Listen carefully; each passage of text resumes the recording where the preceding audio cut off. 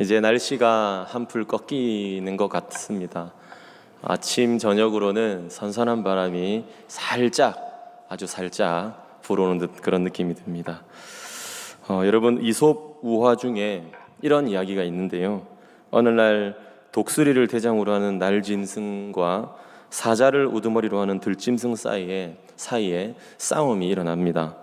이때 날개를 가진 새이면서도 들짐승처럼 생긴 박쥐는 고민에 빠집니다.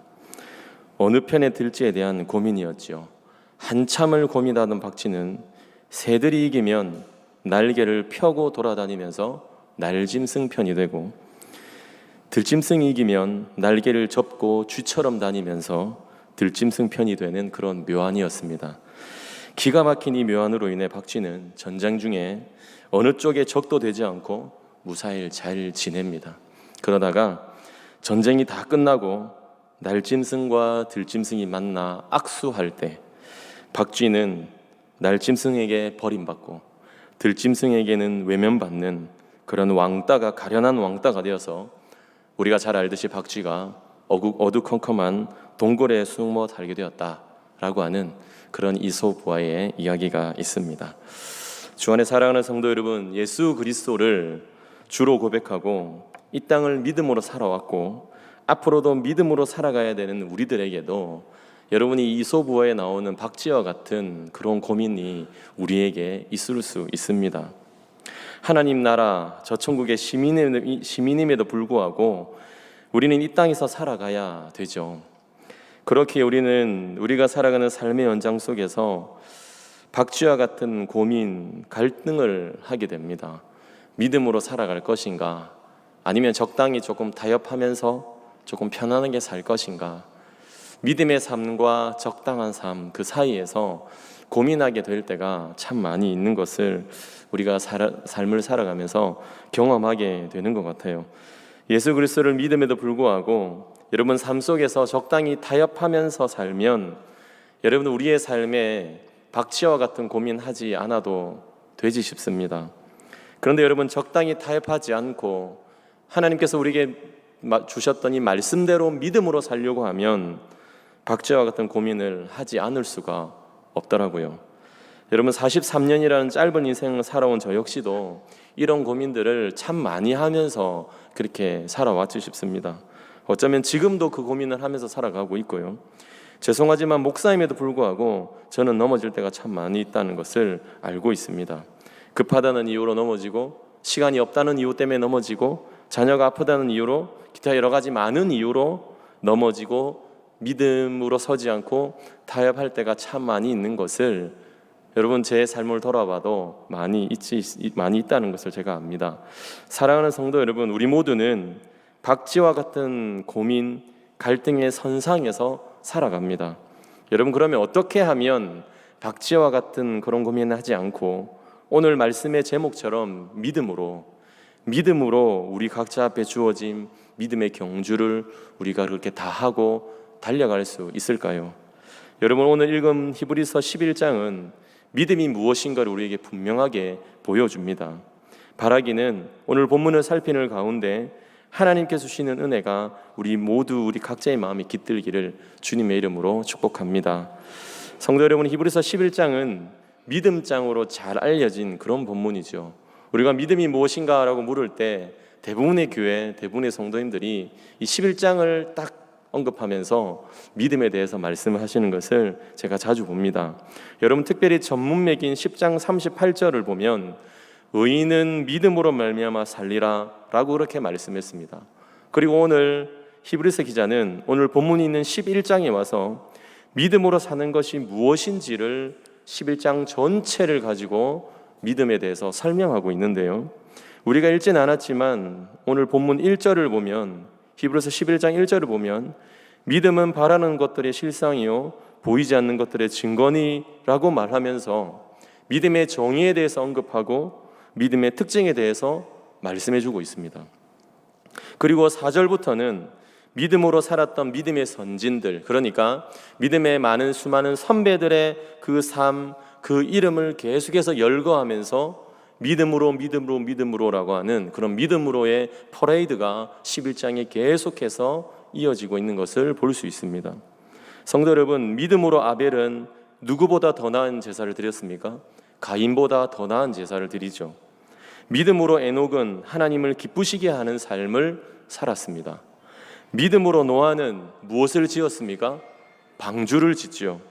믿음으로 아브라함은 갈 바를 알지 못했지만 그 하나님의 말씀에 순종해서 본토 친척 아비의 집을 떠나서 약속의 땅으로 가는 그 모습을 우리에게 보여줍니다. 믿음으로 사라는 잉태하는 힘을 얻었다라고 말씀하고, 이 모든 사람들은 다 믿음을 따라 죽었다라고 그렇게 성경이 기록하고 있습니다. 아브라함이 받았던 시험도 믿음으로, 이삭도, 야곱도, 요셉도, 그 외의 모든 믿음의 선배들은, 오늘 본문의 모세를 포함해서 모든 믿음의 선배들은 다 믿음으로 그렇게 살았다, 믿음으로 삶을 선택하고 믿음으로 삶의 걸음을 걸었다, 그렇게 말씀해주고 있다는 거죠. 특별히 오늘 모세의 삶을 압축해서 설명하고 있는 오늘 본문 역시도 앞서 언급했던 것처럼 모세를 향해서 믿음으로라고 설명하고 있습니다. 오늘 우리가 읽었던 24절 보시면 믿음으로 모세는 이라고 하면서 24절이 시작을 하고 있죠. 모세도 믿음으로 했다는 것을 우리에게 알려주고 있습니다. 그러면 성도 여러분, 먼저 우리 24절 말씀을 함께 한번 읽어보겠습니다. 24절 함께 읽습니다. 시작. 믿음으로 모세는 장성하여 바로의 공주의 아들이라 칭함받기를 거절하고 했습니다. 믿음으로 모세는 장성해서 바로의 아들의 그 공주의 아들이라는 칭함을 받는 것을 거절했다라고 오늘 성경이 우리에게 말씀하고 있습니다. 성도 여러분, 잘 한번 생각해 보십시오. 당시에 애굽은요, 세계를 지배하는 나라였습니다. 세계를 지배하는 나라. 당시에 애굽을 능가하는, 애굽보다 더 강한 나라는 사실 없다고 볼 수 있는 세계 최강국이 이 애굽이었습니다. 자, 그렇다면 여러분, 역사가 요세푸스의 기록에 의하면요, 당시 애굽의 황제 바로에게는 테르모티스라고 하는 공주 외에는 자녀가 없었다라고 요세푸스의 그 책에는 기록되어 있거든요. 자, 그리고 공주인 이 테르모티스에게는 자녀가 또 없었다라고 그렇게 기록되어 있습니다. 자, 그렇게 놓고 보면 모세는 바로의 어떤 아들인 겁니까? 바로의 무남 동료 공주의 양자가 되죠. 자, 이렇게 놓고 보면 어떻게 돼요? 모세가 마음만 먹으면 뭐 되는 겁니까? 당시 세계를 지배하는 나라의 뭐가 됩니까? 주인이 되는 겁니다. 막강한 힘과 권력을 가질 수 있는 가장 좋은 그 자리를 믿음으로 모세가 거절했다고 24절이 말씀하고 있는 겁니다. 혹시라도 나라의 주인이나 후계자가 안 된다고 해도 사실상 그 바로의 무남 동료 공주의 양자가 되기만 하면, 주인이 안 된다고 해도 당시로서는 막강한 부와 권력을 가질 수 있는 그런 자리가 이미 예비되어 있는, 확정되어 있는 그런 모세다라고 우리가 이해할 수 있겠습니다. 성도 여러분, 본문 24절에 모세가 거절했다고 하는 자리는 이런 자리입니다. 그냥 단순히 그냥 의자 하나 놓고 앉을 수 있는 그런 자리를 포기한 것이 아니고, 우리의 삶에 다시는 없을 가장 좋은 자리를 포기했다라고 우리가 이해할 수 있다는 거죠. 그러니 성도 여러분, 인간적인 눈으로 놓고 보면 어떻게 됩니까? 생각해 보면 왜 거절했는지 도통 알 수도 없고 이해가 되지 않습니다. 저라면, 여러분 죄송하지만 저는 그 자리를 차지할 것 같습니다. 잘 먹고 잘 살고 좋은 자리를 저라면 선택했지 싶습니다. 여러분, 지금 모세가 이런 자리를 거절했는데 어떻게 거절했다고 말씀하고 있는 겁니까? 믿음으로 거절했다는 거죠. 믿음으로 하나님의 말씀을 듣고 그 들은 말씀, 그 하나님의 말씀을 믿었기 때문에 이 모세가 이 결정을 할 수 있었던 겁니다. 세상을 살아가는 길이 협소해서 때로는 힘들고 어렵거든요. 그럼에도 우리가 걸어가야 하는 길이라면, 그리고 하나님께서 말씀하신 길이 협소한 길이라면 우리도 모세처럼 믿음으로 걸어가야 하는 것입니다.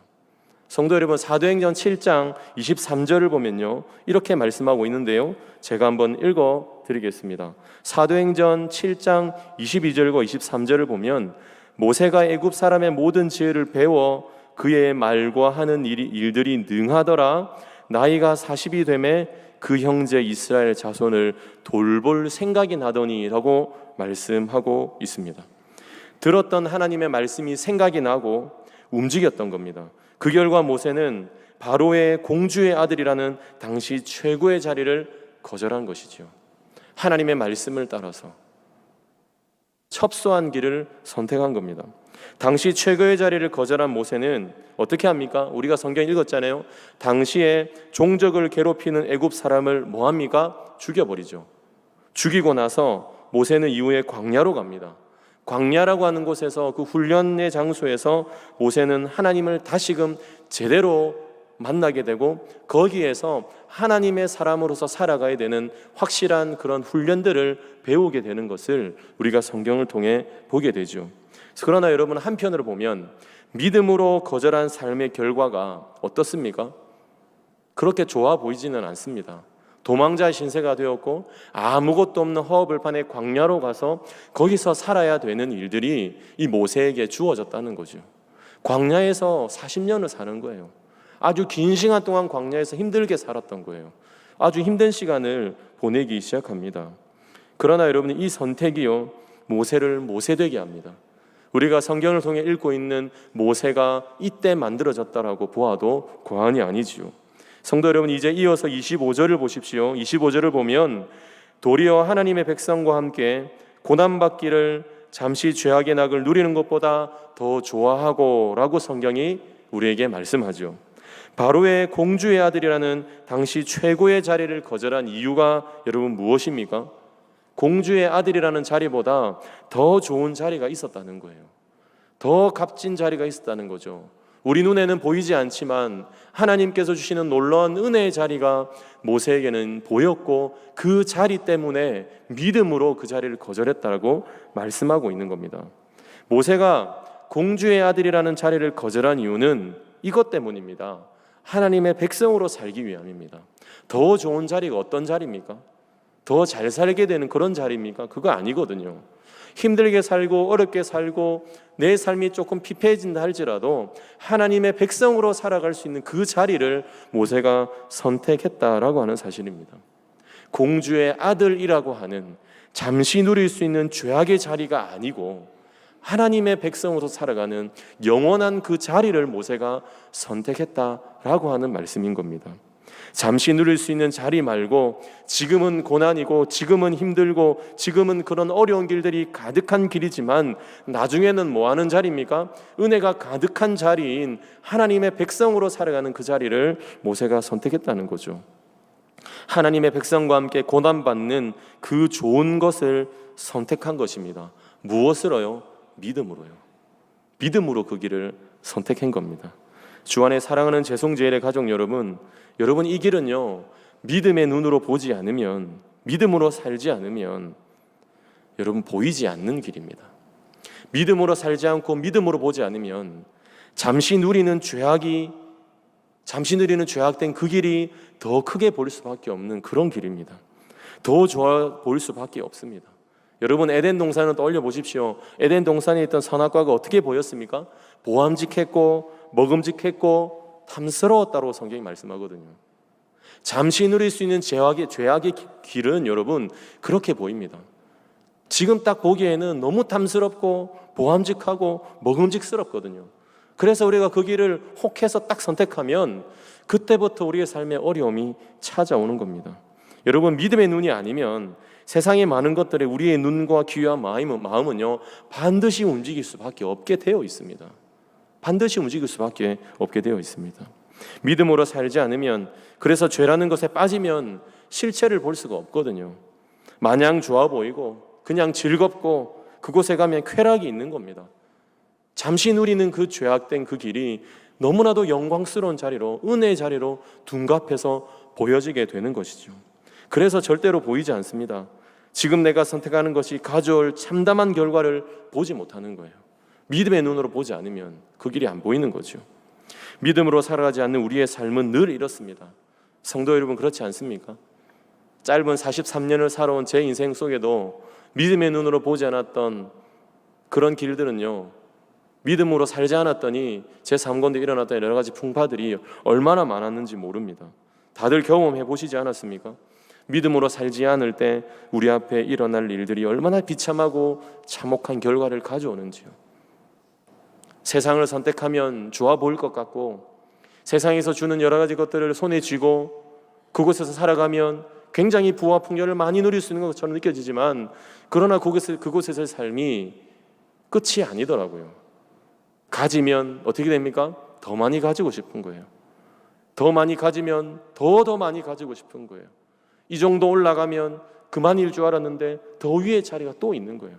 이 자리에 올라가면 그만인 줄 알았는데 또 위에 자리가 있는 거예요.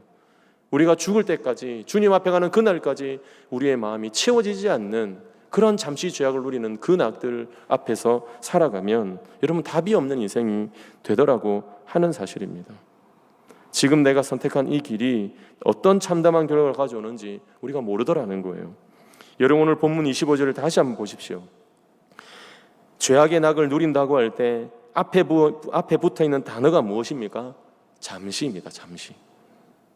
영원할 것 같지만 잠시 누리는 죄악의 길이라고 성경이 분명하게 말씀하고 있습니다. 잠시 누린다고요. 잠시.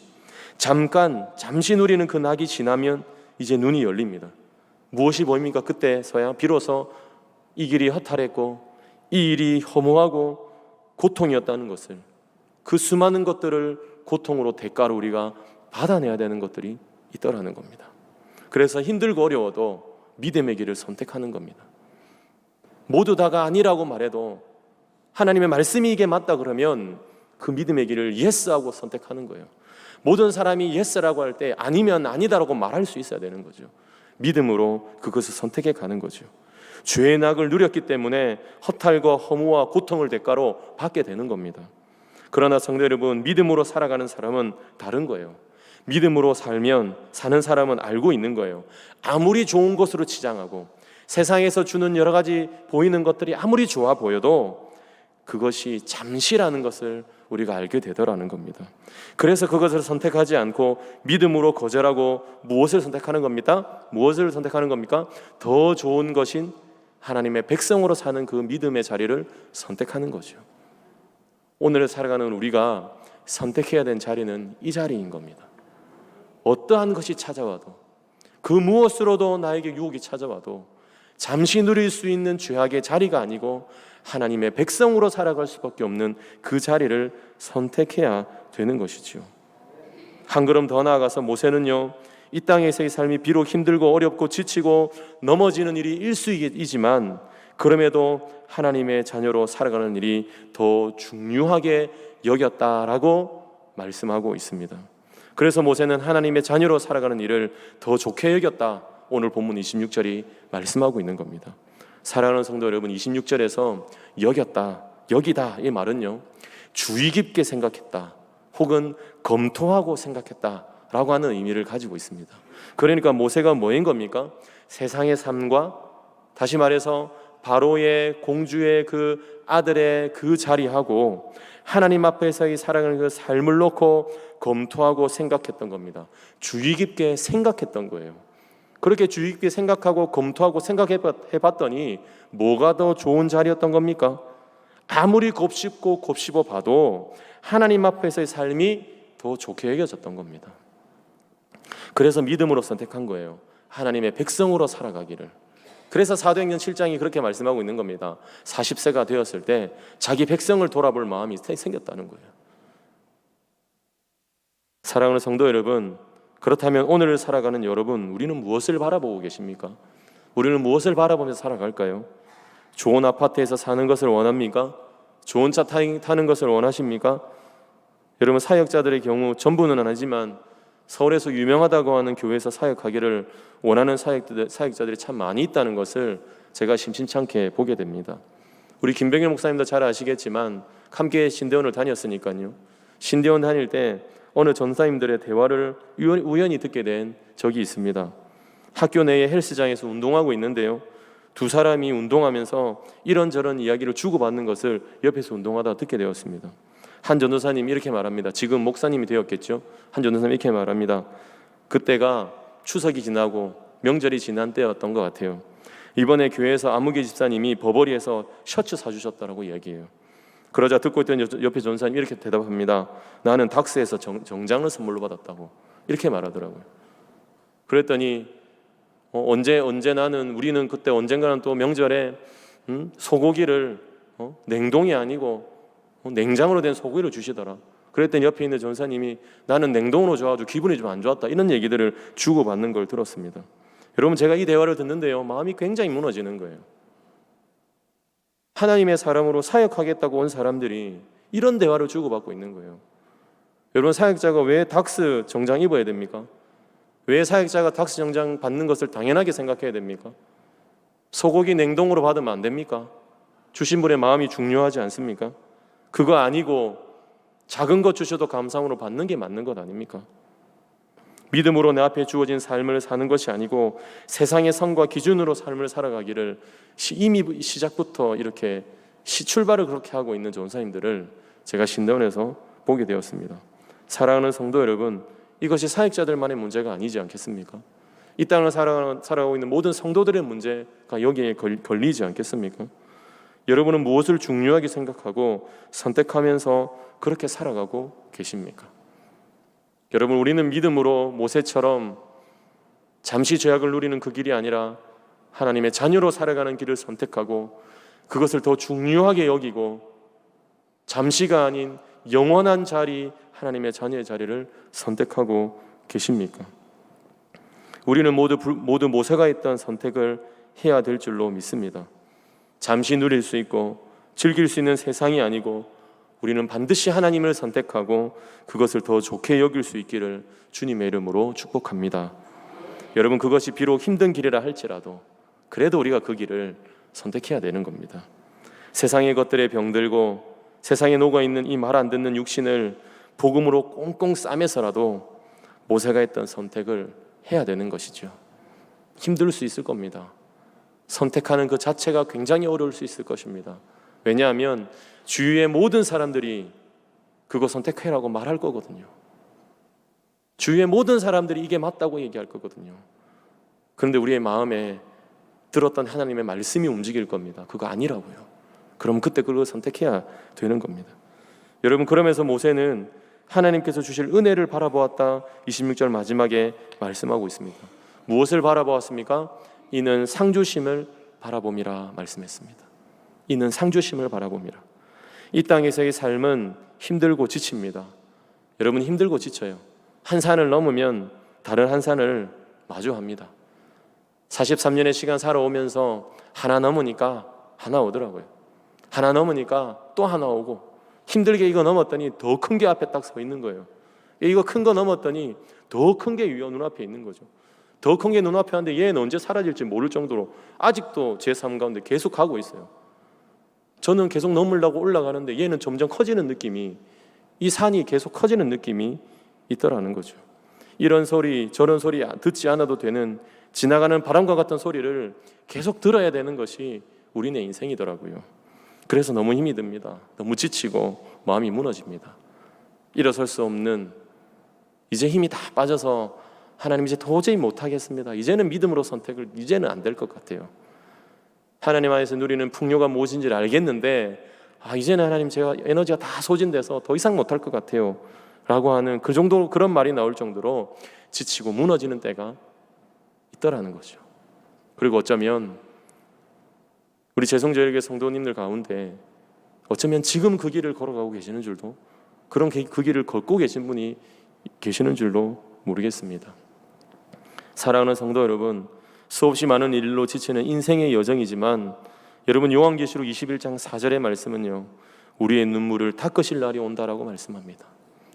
이 땅에서 믿음으로 살기 위해서, 믿음을 선택하고 하나님의 자리에 앉기 위해서 올곧게 애쓰고 싸우고 고군분투했던 우리의 모든 눈물과 흘렸던 땀들에 대해서 하나님께서 우리의 눈물을 닦으실 날이 온다라고 계시록 21장 4절은 말씀한다는 거죠.